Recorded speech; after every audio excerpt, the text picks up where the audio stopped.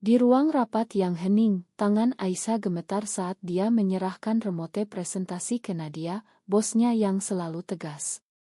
Tapi saat Nadia menekan tombol, bukan slide bisnis yang muncul di layar, melainkan ide pribadi Aisyah, adegan intim di mana dia mencium seorang wanita lain, rahasia yang selama ini disembunyikannya dari dunia. Nadia membeku, mata mereka bertemu dalam keheningan yang menusuk, dan saat itu Aisyah tahu hidupnya tak akan pernah sama lagi. Aisyah merasa dunia berputar. "Makan saya, Bu Nadia," gumamnya dalam hati, tapi mulutnya terkunci. Kenapa harus hari ini? Kenapa harus dia? Nadia, wanita yang selama 6 bulan terakhir menjadi panutan Aisyah di kantor ini, kini melihat sisi tergelap dirinya. Aisyah ingat bagaimana dia menyimpan ide itu di remote cadangan, sebuah kesalahan bodoh yang kini menghancurkan segalanya. Apa Nadia akan memecatnya? Atau lebih buruk, melaporkannya ke keluarga? Di Indonesia, di mana norma masyarakat begitu ketat, rahasia seperti ini bisa menghancurkan karir, keluarga, segalanya. Nadia menutup proyektor dengan tenang, tapi Aisyah bisa melihat getaran di tangannya. "Kita bicara di ruanganku," katanya datar, suaranya tak menunjukkan amarah atau jijik. Aisyah mengikuti, kakinya berat seperti batu. Dalam pikirannya, ribuan skenario berputar. Nadia mungkin marah karena merasa dikhianati, atau mungkin dia akan berpura-pura tak melihat apa-apa. Tapi kenapa mata Nadia tak menunjukkan penghakiman? Justru ada sesuatu yang lembut, hampir seperti pemahaman. Aisyah membenci dirinya sendiri karena berharap. Harapan itu berbahaya, terutama bagi wanita seperti dia yang tumbuh di keluarga konservatif di Jakarta, di mana ayahnya selalu mengingatkan, keluarga kita harus sempurna di mata Tuhan dan masyarakat. Di ruang Nadia, pintu tertutup, dan keheningan kembali menyelimuti. Nadia duduk di kursinya, memandang Aisyah dengan tatapan yang membuat jantung Aisyah berdegup kencang.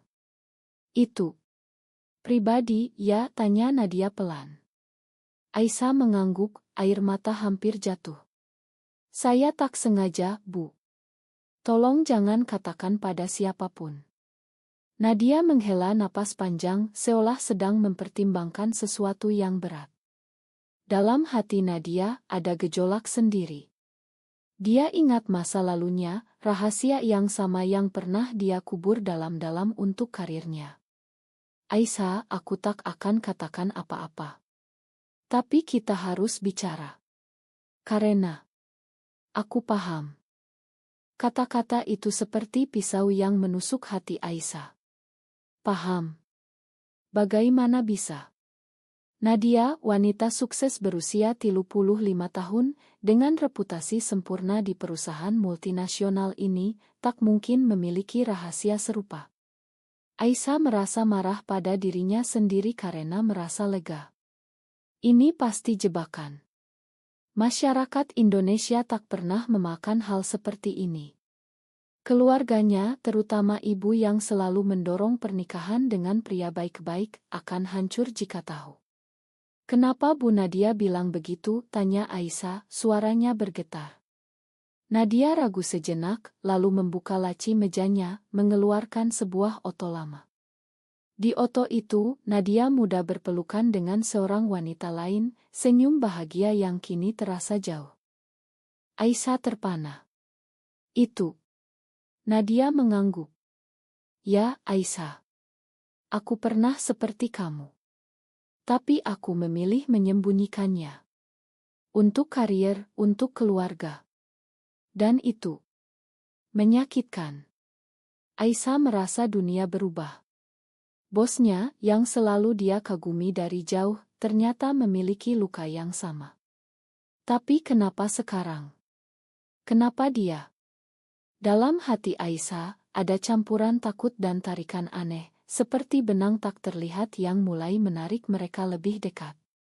Nadia melanjutkan, "Aku tak ingin kamu melalui apa yang aku alami sendirian.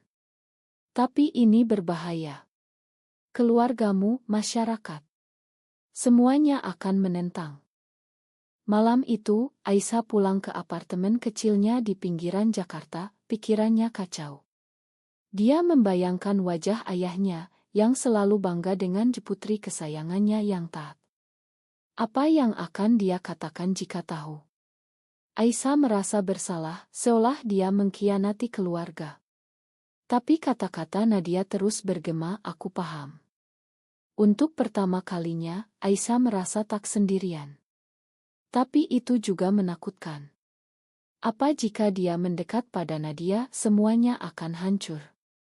Dia berbaring, memeluk bantal, dan berbisik pada diri sendiri, kenapa aku harus seperti ini? Kenapa Tuhan membiarkan aku merasakan ini? Keesokan harinya di kantor, Aisyah menghindari Nadia. Tapi saat makan siang, Nadia mendekat. Aisyah, kita perlu bicara lagi. Mereka pergi ke kafe di lantai bawah, tempat yang ramai tapi cukup pribadi. Nadia menceritakan kisahnya, bagaimana dia pernah jatuh cinta pada seorang teman kuliah, tapi keluarganya memaksanya putus, bahkan mengancam memutus hubungan. Aku memilih karir, kata Nadia, matanya redup. Tapi setiap hari, aku menyesal. Aku hidup dalam kepura-puraan. Aisyah mendengarkan, hatinya teriris. Dia ingat pacarnya dulu, yang meninggalkannya karena takut masyarakat. Saya takut, Bu, akui Aisyah. Tapi, saya merasa aman dengan Bu Nadia. Kata-kata itu keluar begitu saja, dan Aisyah menyesal. Nadia tersenyum tipis, tapi ada kilau di matanya. Aku juga, Aisyah. Saat itu benang tak terlihat itu semakin kuat. Tapi Aisyah tahu, ini baru awal. Keluarganya mulai mendesak pernikahan, dan masyarakat Indonesia yang konservatif tak akan diam apa harga yang harus dia bayar untuk perasaan ini.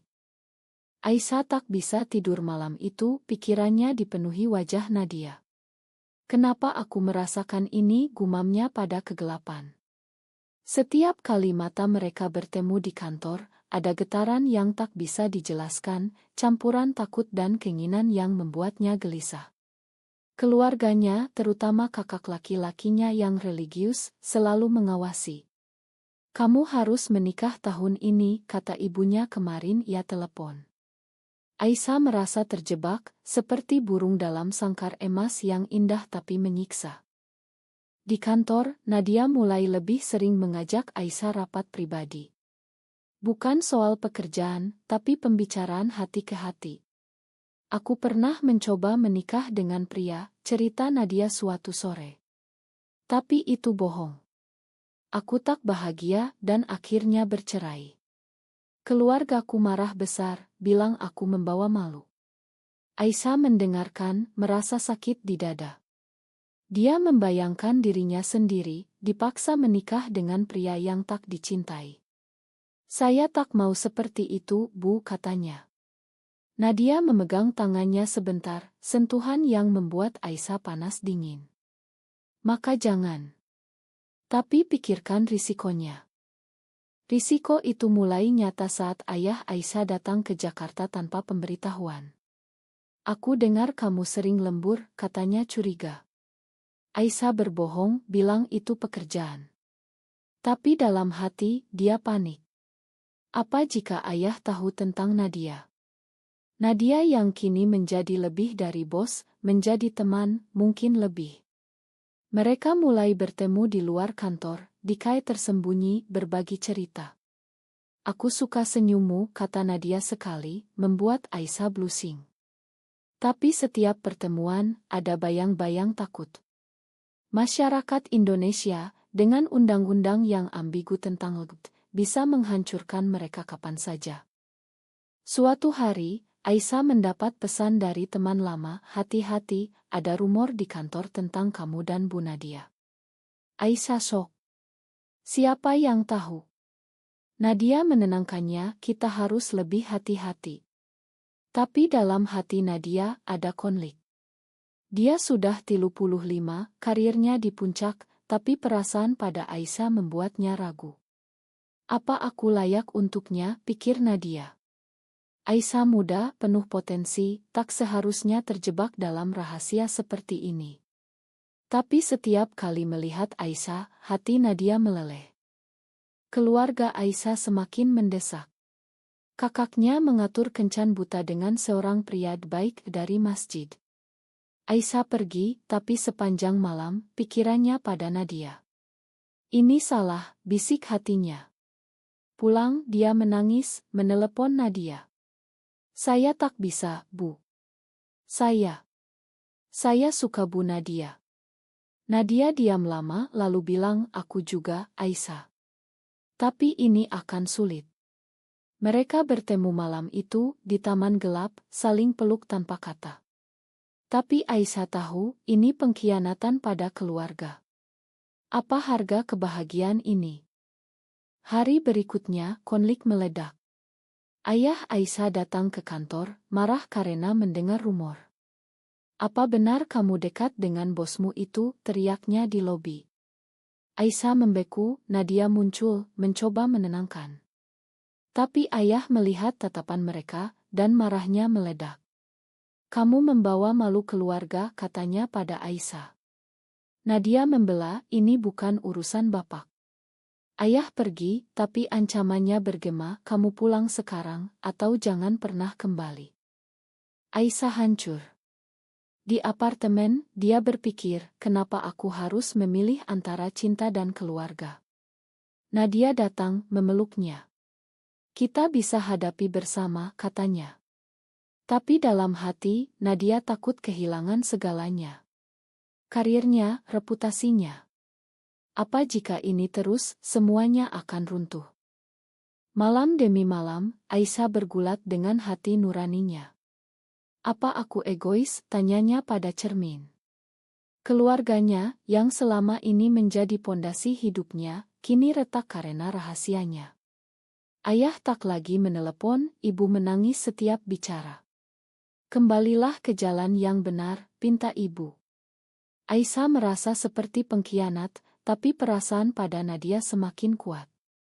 Setiap pertemuan mereka, ada kehangatan yang membuatnya lupa dunia. Nadia juga gelisah. Di usia 35, dia sudah lelah menyembunyikan diri. Kenapa aku jatuh lagi, pikirnya. Karirnya di perusahaan besar ini bisa hancur jika rumor menyebar. Tapi Aisyah membuatnya merasa hidup kembali. Mereka mulai merencanakan masa depan, meski samar. Mungkin kita bisa pindah ke Bali, mulai baru, kata Nadia. Aisyah tersenyum, tapi dalam hati takut. Bali mungkin lebih bebas, tapi masyarakat Indonesia tetap menilai. Konflik memuncak saat kakak Aisyah datang ke apartemen. Kamu harus putus dengan wanita itu, bentaknya. Aisyah shock, bagaimana dia tahu? Ayah suruh aku awasi kamu. Mereka bertengkar hebat, kakak bilang, ini dosa, Aisyah. Kamu akan ke neraka. Aisyah menangis, ini aku, Kak. Aku tak bisa ubah. Kakak pergi, tapi ancam lapor ke polisi jika terus. Aisyah panik, menelepon Nadia. Mereka tahu, Bu. Nadia datang segera, memeluk Aisyah yang gemetar. Kita harus hadapi, katanya tegas. Tapi dalam hati Nadia ada keraguan. Apa dia siap kehilangan segalanya untuk Aisyah? Keluarganya sendiri sudah memutus hubungan sejak perceraian dulu. Aku tak mau kamu sakit, kata Nadia. Mereka berbicara semalaman, saling ungkap luka lama. Aisyah cerita tentang pacar pertamanya yang bunuh diri karena tekanan masyarakat. Nadia terkejut, air mata jatuh.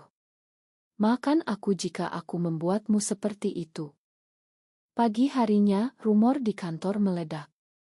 Rekan kerja mulai bergosip, Bu Nadia dan Aisyah. Manajer atas memanggil Nadia. Ini bisa merusak reputasi perusahaan, katanya. Nadia membela diri, ini pribadi. Tapi dia tahu, ini akhir. Dia diperingatkan, jika terus, bisa dipecat. Nadia pulang, hancur. Kenapa aku harus bayar harga ini, pikirnya. Dia menelepon Aisyah, kita harus hati-hati lebih lagi. Tapi Aisyah tak bisa. Dia memutuskan konfrontasi keluarga. Pulang ke rumah orang tua di pinggiran Jakarta, dia bilang, saya mencintai seorang wanita.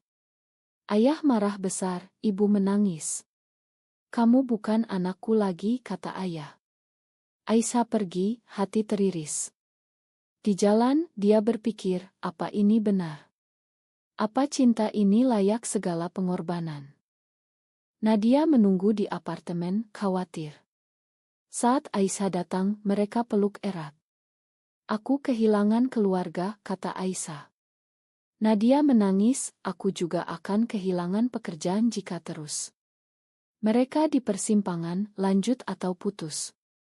Hati mereka bilang lanjut, tapi dunia bilang tidak. Aisyah duduk sendirian di balkon, angin malam Jakarta menyentuh wajahnya yang basah air mata. Kenapa semuanya begini, tanyanya pada bintang. Kehilangan keluarga seperti kehilangan bagian diri sendiri. Setiap hari, pesan dari ibu, pulanglah, nak. Kami makan jika kamu berubah. Tapi Aisyah tahu, berubah berarti bohong pada diri sendiri. Nadia, satu-satunya penyangga, kini juga ragu. Apa kita salah, pikir Aisyah. Nadia di kantor, menghadapi tekanan lebih besar. Rekan kerja menjauh, gosip semakin liar. Kamu harus mundur, kata sahabatnya. Nadia marah, kenapa? Karena aku mencintai. Tapi dalam hati, dia takut. Usia 35 memulai lagi sulit. Dia bertemu Aisyah di kai rahasia, aku tak mau kehilanganmu, tapi ini menyiksa. Aisyah memegang tangannya, kita kuat bersama. Tapi mata Aisyah penuh keraguan. Tragedi datang saat ayah Aisyah sakit. Ibu menelepon, pulanglah, dia ingin lihatmu. Aisyah pergi, tapi ayah bilang, jika kamu masih dengan wanita itu, jangan datang. Aisyah menangis di rumah sakit, ayah, ini aku. Ayah memalingkan muka, kamu membunuhku dengan ini. Aisyah pulang hancur, menceritakan pada Nadia. Mereka salahkan aku atas sakitnya. Nadia memeluk, tapi dalam hati bertanya, apa aku penyebabnya? Nadia memutuskan bertemu keluarga Aisyah. Datang ke rumah, dia bilang, saya mencintai putri bapak. Ayah marah, keluar. Kamu rusak anakku. Ibu menangis, kenapa kamu lakukan ini? Nadia pergi, tapi kata-katanya bergema, cinta bukan dosa.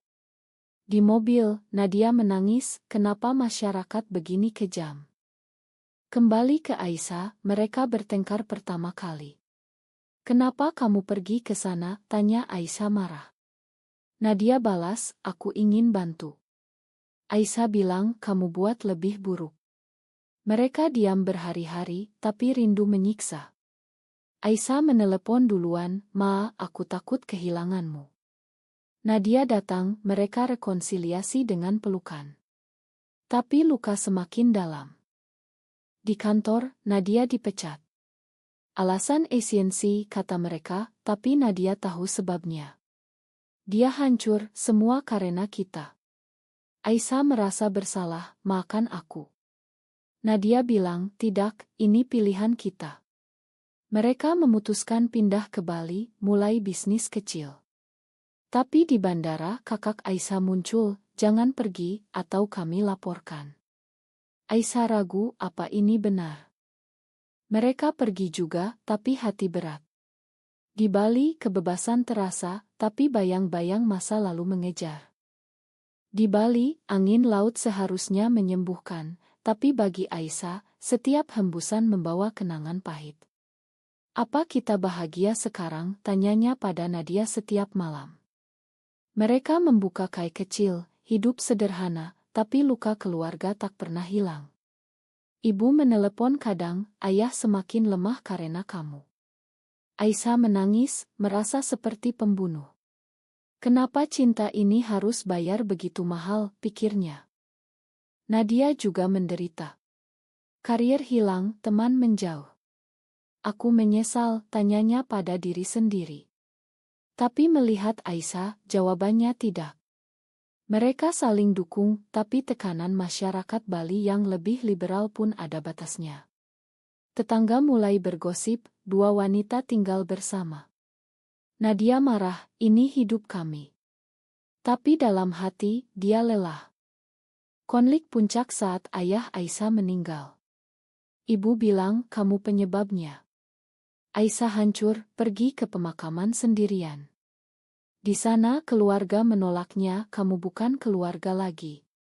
Aisyah menangis di makam, Ma, ayah. Tapi aku tak bisa bohong. Pulang ke Bali, dia bertengkar hebat dengan Nadia. Semua karena kamu, teriak Aisyah.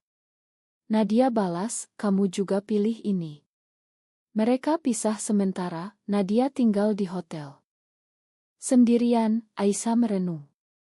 Apa cinta ini layak segala pengorbanan? Dia ingat momen pertama, remote salah itu, yang mengubah segalanya.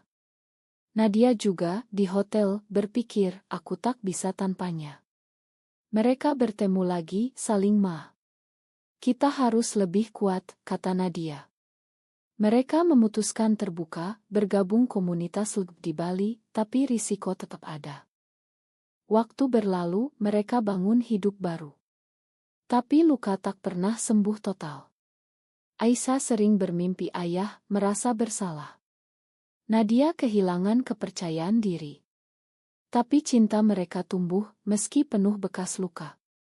Pada akhirnya, apakah mencintai seseorang dengan jenis kelamin sama adalah dosa yang tak termaafkan, atau hak asasi manusia yang harus diperjuangkan?